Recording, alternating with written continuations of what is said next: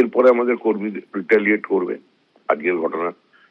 কিন্তু আমি তাও বলছি, আমি রাস্তায় নামবো, আমি বন্ধ করবো, এবং এটাও বলেছি আমি যেটা বন্ধ করতে না পারি এই রাজনৈতিক হিংসা।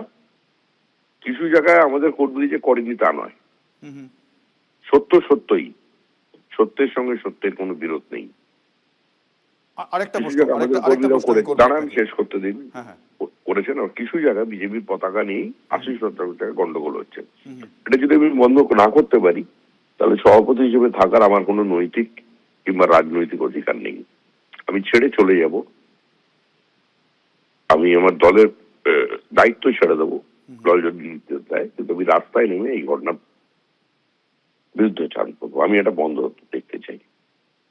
বেশ, আরো একটা বিষয় জানতে চাইবো, এই যে চন্দ্রনাথ রথ, যাকে এভাবে আক্রমণ করে পয়েন্ট ব্ল্যাঙ্ক রেঞ্জ থেকে গুলি করে খুন করে দেওয়া, তিনি দীর্ঘদিন শুভেন্দু অধিকারীর আত্মসহায়ক ছিলেন, পরে রাজনৈতিকভাবেও তার একটা অবস্থান রয়েছে। তাকে কেন টার্গেট করা হলো? আপনার কি অবজারভেশন, আপনার কি মনে হয়? এটা তো বার্তা দেওয়ার, কিরকম বার্তা দিয়ে দেওয়া হলো যে আমরা ঘরে ঢুকে মারতে পারি।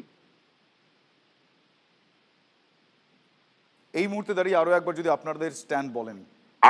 আমি আমার স্ট্যান্ড কিছু বলবো না। আমি এই মুহূর্তে, আমি একটা রক্ত মাংসের মানুষ, আমারও আবেগ আছে, আমার মন আছে।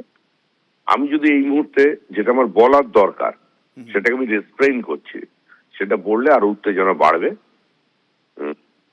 আমি যদি সেটা বলি তাহলে আমার মনে হয় ওখানে তো অনেক তৃণমূলও আছেন, নেতারা আছেন, মন্ত্রীরা আছেন, তারা ওখানে সুস্থ থাকবেন না, সেটা আমি চাই না। ভাতৃহত্যার মধ্যে দিয়ে কোনোদিন পৃথিবীতে চিরকালীন শান্তি প্রতিষ্ঠা হয়নি।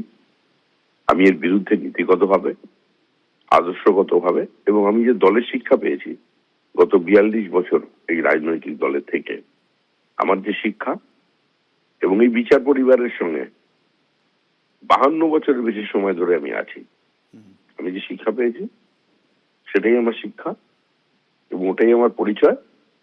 আমি সেটার সঙ্গে আপোষ করতে পারবো না, সেই জন্য আমি আজকে চুপ করে গেলাম, এবং আমি আজকে রাত্রেও যাইনি, কাল সকালে পৌঁছচ্ছি।